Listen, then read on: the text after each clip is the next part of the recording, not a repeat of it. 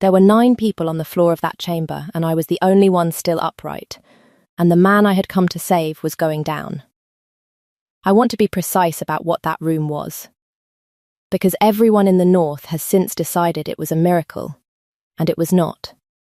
It was arithmetic. Every soul who crossed that threshold went down inside a minute. The healers, the guards, 2 of the council, a man who had held a shield wall for 11 years, down like cut wheat, and the whole kingdom had spent 9 years calling that majesty. I got 11 minutes. That was my entire margin. 11 minutes of being upright in a room that put everyone else on the floor, and I had to cross it and get the thing out of his hands, and I could already feel the edges of my own vision going soft. Behind me, a man who had spent 9 years running a kingdom through a keyhole was shouting at me to stop. I did not stop. I had been tired for 6 years. I was extremely good at not stopping. 11 weeks earlier, I had fallen asleep on a bench in front of the Alpha King of Cairnhold and started snoring. My name is Isolde, and I was, at that point, a maid on the 3rd floor of Cairnhold Keep, working my 2nd triple shift of the week because Marta had a bad hip and Nessa's boy was sick, and somebody had to do the West Corridor. I was 5 and 20. I had been tired since I was 19. I want you to understand that as a physical fact about me, rather than a complaint, 6 years of triple shifts does something permanent to a person. And what it had done to me was that I had entirely lost the ability to be frightened of anything at 4 in the afternoon. I had no capacity left. Terror requires energy I did not have. That turned out to matter more than anything else about me. The presentation was the housekeeper's idea, and it was a punishment, though she would have called it an honour. Twice a year the household presented its unbonded women to the king. Not a choosing. Cairnhold had no such custom, simply a formality, a line of women in clean aprons standing in the lesser hall so the crown could confirm the household role. It took an hour. It was, by every account I had ever heard, the single most unpleasant hour available to a woman in that keep. Because of the presence, that is what they called it. King Caedmon of Cairnhold had the strongest alpha presence in the Northern Territories, and I had been hearing about it since the day I arrived at 14. Women fainted. Grown men went grey and had to sit down. There were so many stories, of Omegas who had trembled so hard they could not walk, who had fled the hall in tears, who had gone to their knees without deciding to. It was the proof of him. It was the whole architecture of what he was. An alpha so strong that being in a room with him was more than an ordinary person could physically bear. The court told that story with enormous pride. I want that on the record. They were proud of it. I stood in that line at 4 in the afternoon, on the tail of 19 hours awake, and the girl beside me was shaking so hard I could hear her apron. It's not so bad, I told her, which was a lie. I had never been in a room with him in my life. The doors opened. He came in. And I felt it. I want to be honest. I felt exactly what everyone else felt, and this is the entire hinge of this story, so please hold on to it. It was not terror.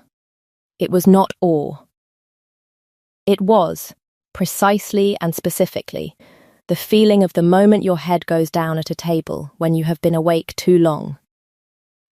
A warm, heavy, entirely pleasant weight coming up through the back of the skull, and the floor getting further away, and everything mattering considerably less than it had a moment before. I had felt that exact sensation 400 times. I had felt it that morning, on a stair, holding a bucket. Everyone in that line had been told their whole lives that this feeling was the presence of overwhelming power, and so every one of them experienced it as overwhelming power, and reacted accordingly. The girl beside me made a small sound, and locked her knees, and started to shake in earnest. I was too tired to interpret it as anything. So, I did what a woman who has been awake for 19 hours does when a warm, heavy weight comes up through the back of her skull in a quiet room. I looked around, saw a bench against the wall, walked over to it, sat down, and went to sleep. I did not decide to. There was no decision anywhere in it. I have been told since that I yawned first, hugely, without covering my mouth, in front of the King of Cairnhold and his entire household, and that I was asleep in under 30 seconds, and that I snored. Not delicately. I am told it was substantial. I woke up because Osric was shaking my shoulder, and Osric is the king's second, and a man built like a door, and his face when I opened my eyes is a thing I will carry to my grave. He looked like a man watching weather do something it does not do. The hall was empty. Everyone had gone. The presentation had ended 20 minutes earlier. Except for the king, who was still standing exactly where he had been standing when I sat down, in the middle of the floor, not moving, watching me sleep. "How long has he been there?" I whispered. 26 minutes, Osric said. "Doing what?" That Osric's voice had gone strange. Just that. "Mistress, I have served that man for 9 years, and I have never seen his face do what it is currently doing, and I would very much like you to stop being asleep in front of him." I got up. I curtsied, badly, because I have never been good at it, and was still half under. "Beg pardon, your grace. Long week." King Caedmon of Cairnhold looked at me for a long moment. Up close, he was younger than I expected, and grey around the eyes in a way I recognised instantly. Because I saw it in my own basin every morning, that particular greyness is not age. It is depletion. And I knew it on sight the way you know your own language. "You fell asleep," he said. "Yes, your grace. Sorry, your grace. Nobody falls asleep." He said it slowly, like a man reading a word he did not know. "They faint. They shake. 2 years ago, a woman broke her wrist going down in this hall. Something moved in his face. You yawned." "I did, your grace. I've been up since 3, and the Alpha King of Cairnhold, terror of the Northern Line, said, 'Are you well?' I was so tired that I answered him honestly, which nobody in that keep had done in 9 years. 'No, your grace,' I said. 'I'm doing 3 shifts, and I've been doing 3 shifts since Candlemas. But I'll be all right if I can get 4 hours.' He sent me to bed, not as a courtesy, as an order, delivered to the housekeeper in front of me, that Isolde of the 3rd floor was not to be worked more than 1 shift for a fortnight, and that anyone who altered that arrangement would explain it to him personally. Which is how the whole keep found out by supper that the maid who snored at the king had been rewarded for it, and how, within 4 days, absolutely everyone had decided they knew what was going on between us. They were wrong. What was actually going on was considerably stranger, and it took me 11 weeks to understand it, and by then it had nearly killed us both. He sent for me a second time. I assumed I was in trouble. The whole 3rd floor assumed I was in something else entirely. The truth was neither. He wanted to know whether I would fall asleep again. That was it. That was the whole audience. The King of Cairnhold, alone in a room with a maid, asking her, very carefully, in the tone of a man who has taught himself never to sound like he is asking anyone for anything, whether she would consent to come and stand in a room with him a second time and see what happened. "Why, your grace? Because nobody has ever come back." He said it flatly, and I did not understand yet how much that sentence cost him. In 9 years. They come once, and they go down, and they are excused from ever attending me again, and the household is very good about it. And the excusing is done kindly, and the result is that I have not been in a room with the same person twice since I took this throne. His hand was flat on the table. Except Osric, who endures it, and Lord Ferris, who stands at the door. I would like to know whether it is different the second time. I have had no way of finding out. I said yes. I want to be clear that I said yes for entirely unromantic reasons. He had given me my sleep back, and he asked instead of ordering, and I have never in my life been able to leave a question alone. It was different the second time. Not much. I lasted perhaps 4 minutes before the warm weight came up, and I had to sit down, and I slept 11 minutes and woke up fine. But it was 4 minutes, where the first time had been under 1, and when I told him so he went so still, I thought something had happened to him. Say that again. It took longer, Your Grace. That's all. It's like I searched for it. It's like brandy, isn't it? First time it takes your legs. 5th time it doesn't. Nobody has a 5th time, Kedmon said. And that, right there, was the lock. That was the thing 9 years and 400 courtiers and every healer in the north had never found. And the only reason I found it was that I was a maid and could not afford to run away from a corridor I was paid to clean. Everyone else in Cairnhold got 1 exposure and then was gently, permanently excused. I got a 2nd because he asked, and a 3rd, and a 4th, and by the 6th week I could stand in a room with the Alpha King of Cairnhold for 2 hours and feel nothing worse than the pleasant heaviness of a woman who has had a large lunch. I was the only person alive who had ever built a tolerance to him. Because I was the only one who had ever been given a second chance to try. That was the autumn we became friends, which is a word the ballads have since replaced with something else, and I would like it back. Because that is what it was. He could not leave the keep. I want you to understand the size of that. A king who cannot enter a village, cannot walk a market, cannot hold a court that lasts longer than 4 minutes without his own people going down around him like a felled orchard. 9 years of governing through a door. 9 years of every conversation he had ever had being conducted by a man shouting from a threshold. And now there was a maid who could sit in a chair across the room and simply be there for hours. And he did not know what to do with it, and neither did I. We talked about nothing. That is the part I treasure.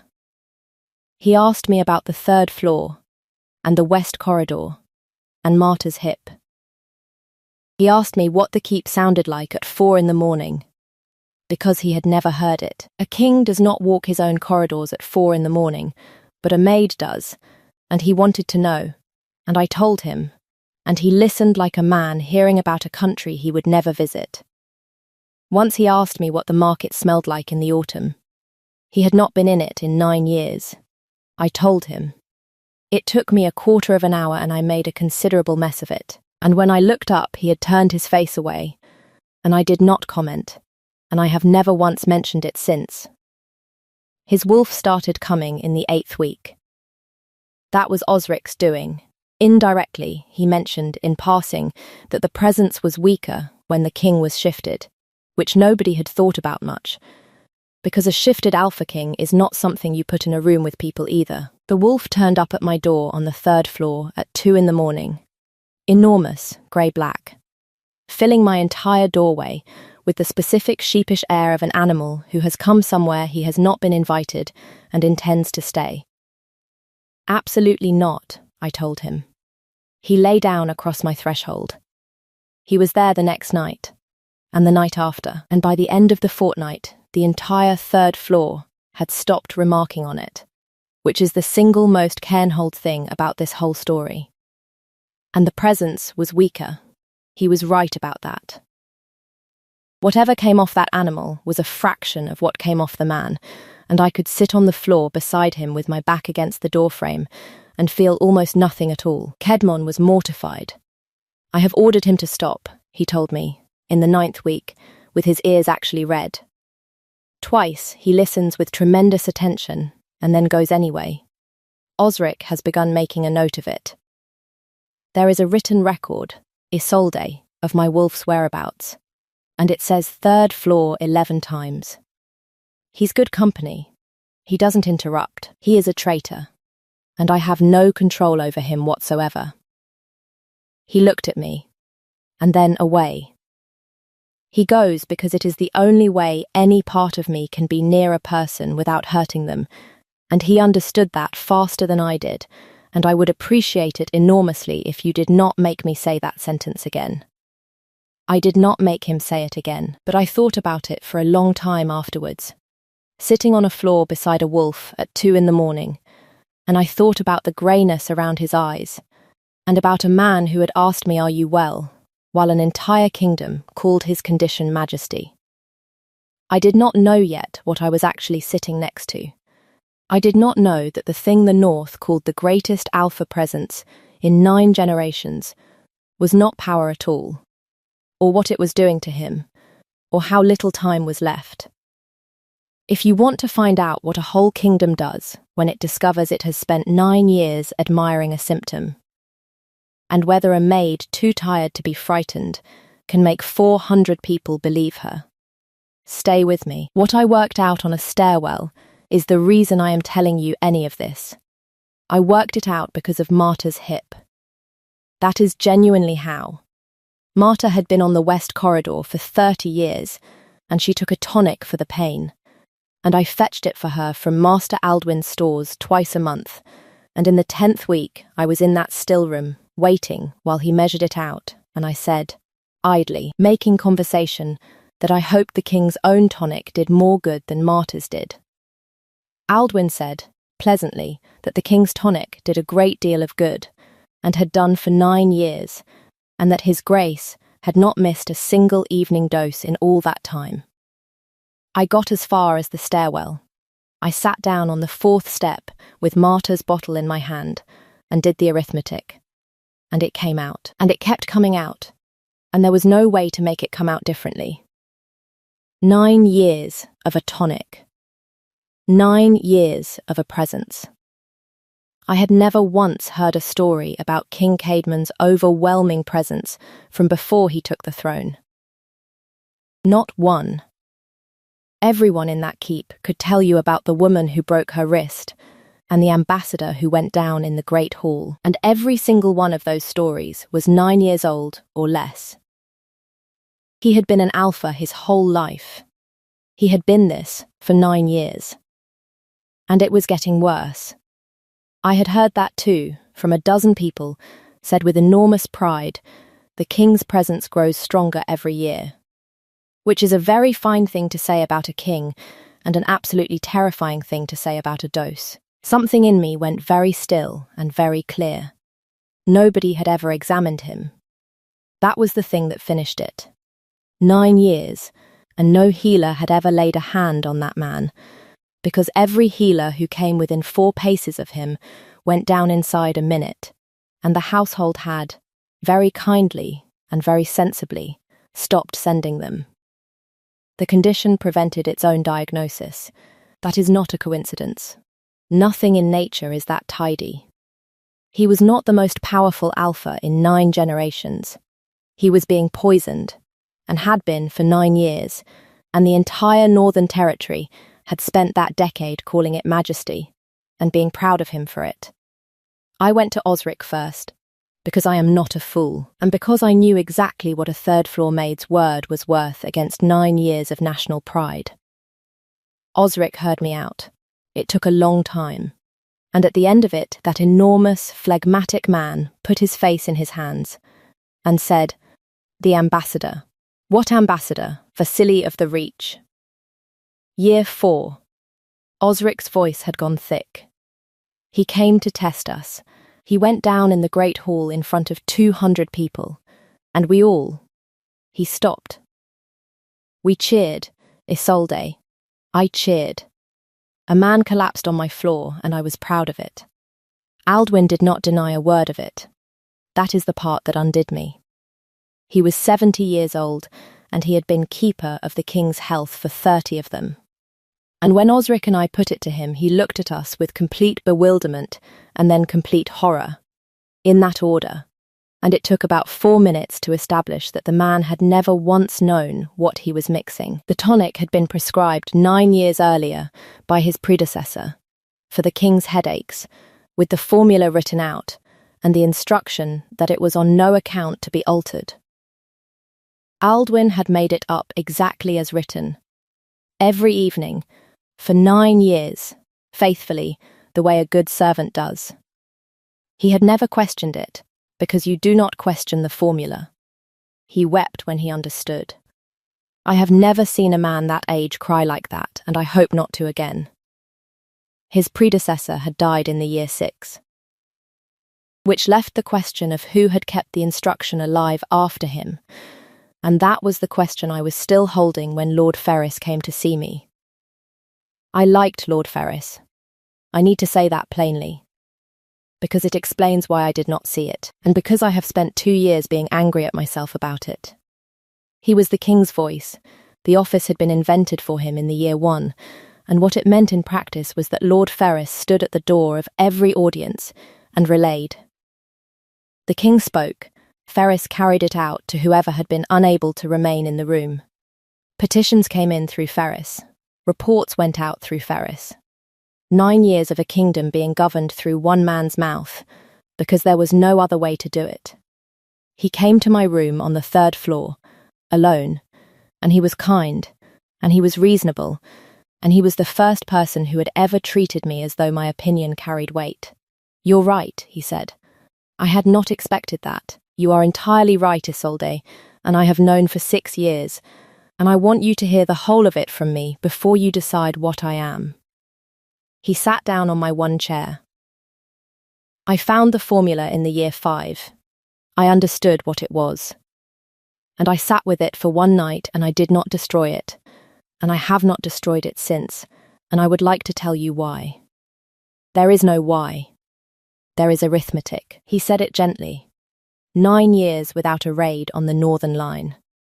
9 years without a challenge, without a border war, without a single alpha in the north willing to test a man whose presence puts a shield captain on the floor. Do you know what we were in the year 1? We were a small territory with a young king and 4 hostile neighbours. And by the year 4, we were untouchable, and not one drop of blood was spilled to make us so. His hands were folded. It has cost one man his health and his solitude. It has bought 40,000 people 9 years of peace. I did not invent that trade. I only declined to end it. It's killing him. Yes, Lord Ferris said. Slowly, he has perhaps 5 years. I have thought about that every day for 6 of them, and I will think about it every day for the rest of my life.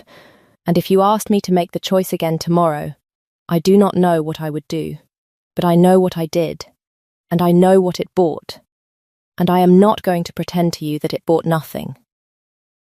That is the closest thing to a villain in this story. A man who did the arithmetic, and got a real answer, and let it stand. He asked me, kindly, reasonably, at length, to let it stand too. He offered me a great deal. Not a bribe, a position, in daylight, with a title, on the entirely honest grounds that a woman who could stand in the king's presence was worth more to Cairnhold than any maid, and that I could have that life, and the king could have his 5 years, and 40,000 people could have their peace. And when I said no, he did the second thing, which was not kind at all. He went to the council and told them, before I could, that a 3rd floor maid was claiming the king's presence was a poisoning, and he told them in the most damaging possible way. Which was accurately. He did not slander me. He simply reported what I was saying to a room of men who had built 9 years of national pride on that presence, and let them draw the obvious conclusion about a servant who had spent 11 weeks alone with the king, and now wanted him medicated into an ordinary man. It very nearly worked. They were going to have me removed from the keep by nightfall, what Ferris had not accounted for, and I want to be fair, he could not have, because it had never once happened in 9 years, was that the king came to the council. Not to the door. Into the chamber, in person, and stayed, and the council went down around him in the first 90 seconds, exactly as everybody in that room had spent 9 years being proud of. all of them except me. And when there were 9 men on the floor, and 2 still swaying, and Kedman standing in the middle of it, looking at what he did to a room, he said, to the ones still conscious, quietly, in a voice I had never heard from him in public, look at it. Just once. Look at what actually happens, instead of what you have all agreed to call it. That was the moment the arithmetic broke. Not my evidence. Not Aldwin's formula. 9 men on a floor, and a king standing over them saying, look. They took the tonic away that night. Nobody in the north had ever stopped a 9-year dose of anything, and Aldwin was frank with us that he did not know what would happen, and what happened was the worst 4 days of my life. It came off him in waves. That is the only way I can describe it. The presence did not fade, it surged, over and over, as whatever had been building in that man for 9 years came apart, and each surge was worse than anything the keep had ever felt, and by the second day nobody could be in that wing at all. Except me. 11 minutes at a time, which was my tolerance, and my absolute ceiling, and I want to be clear that this is where the romance stops being charming. I went in 11 minutes at a time, 4 times a day, for 4 days. And I came out on my knees every single time, and Osric carried me to a chair, and I sat until I could see. And then I went back in. On the 4th day, he stopped being able to hold on to it, and reached for the one thing he thought would end it fastest. And that is the room I opened this story with. 9 people on the floor. Me upright with 11 minutes, and my vision already going soft at the edges. Ferris behind me at the door, shouting at me to stop, because, and I believe this entirely, he could not bear to watch a second person die for his arithmetic. I crossed that room, and I took it out of his hands. I have never told anyone what it was. It is not mine to tell. What I will tell you is that he let me take it, which is not the same as being disarmed, and that I sat down on the floor of that chamber with the Alpha King of Cairnhold, and I did the only thing I have ever been reliably good at in my entire life. I stayed awake.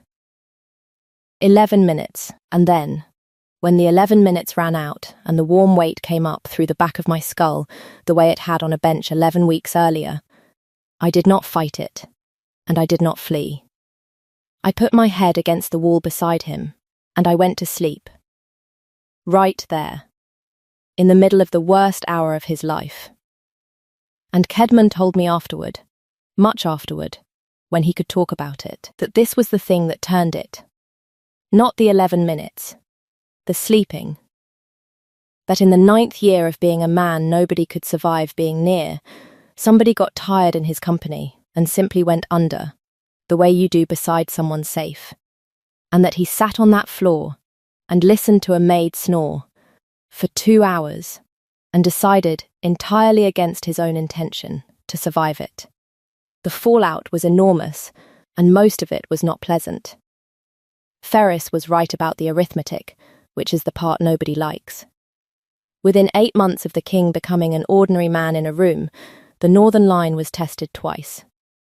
Cairnhold held both times, properly, expensively, with an actual army and actual losses, the way every other territory in the north has always had to. 41 men died in the second one. I have their names. Kedmon reads them at the Spring Council every year, and has never once permitted anyone to tell him it was worth it. Ferris was not executed. Kedmon would not have it, and the council could not find the law. The man had never administered a dose, never forged a document, never lied to anyone about anything. He had simply known, and not said. He was stripped of the voice, and the office was abolished, and he lives in the Eastern Holding, and twice a year he writes to the king with observations on the northern border that are, Osric tells me grimly, invariably excellent. Aldwin did not survive it. Not the trial. There was no trial for him. His own knowledge of what his hands had done for 9 years. He died the following winter. I sat with him at the end, because nobody else would. And the last thing that man said to me was that he had never once questioned a formula in 50 years of practice, and that he had thought that was the same thing as being careful. 2 years on, the King of Cairnhold walks his own market. I cannot describe it any better than that, so I will simply tell you it is the thing I like best in the world. He goes on Thursdays. It took him 4 months to be able to do it without going grey. 9 years of never being in a crowd does not come off a person quickly. And he is still no good at it, and people still get out of his way, and he still cannot quite believe that they do it out of respect for a large man, rather than because their legs have stopped working. He buys things he does not need. Osric says it is becoming a problem. There is a room in Cairnhold Keep that contains, at present, 11 identical wooden spoons. I am not a maid anymore, which I resent in a way that I gather is unusual, and which I have stopped apologising for. I run the household, all of it, the whole keep, the rosters and the corridors and the appalling business of Marta's replacement, and the first thing I did with the authority was abolish the triple shift. Entirely. Anywhere in Cairnhold. The steward told me it was impossible, and would cost a fortune, and I told him I had personally saved the king's life, with a tolerance I could only have built by being too poor to run away, and that I had strong feelings about the practice, and he stopped arguing. And Kedmon proposed on the bench. The actual bench. He had it kept. 9 weeks after the tonic came off, before I knew he had done it. The bench from the lesser hall, where a maid on 19 hours sat down and went to sleep in front of the entire household. It is in the garden now, in the corner where the sun gets in about 4 in the afternoon. He sat down on it beside me, at 4 in the afternoon, and did not make a speech, because he had asked me first whether I wanted one, and I had said absolutely not. I am going to ask you a question, he said, and I want to say the other part first. You cannot say no to a king. That is simply a fact about kings, and I have thought about it for a year, and I have concluded that the only honest thing I can do about it is this. He put a paper in my hand. It was a household release, signed, sealed, ending my service to the crown entirely, effective that morning. You do not work for me, as of this morning. Whatever you answer, you are not in my household, and you will never again be in a room where I hold your position in one hand and a question in the other. You've made me unemployed. I've made you free, Kedmon said. There is a difference, and it took me a year to learn it, and I would like you to have it before I ask. His hands were not steady. I have not been near a person in 9 years. Not one. And then a woman sat down on that bench and was so entirely unimpressed by the worst thing about me that she fell asleep in the middle of it. And I have never once recovered, and I am not going to. Stay, not in service, beside me. I did not answer him straight away. I put my head on his shoulder, on that bench, in the 4 o'clock sun. And I fell asleep, because I had been up since 5 and old habits are old habits, and I woke up an hour later with his coat over me and the sun gone round, and he had not moved an inch, and that is genuinely how he found out my answer. I kissed him first when I woke up. It was brief, and it was warm, and it settled something in me that had been braced for 6 years against the possibility of ever being allowed to stop. I still wonder about Ferris.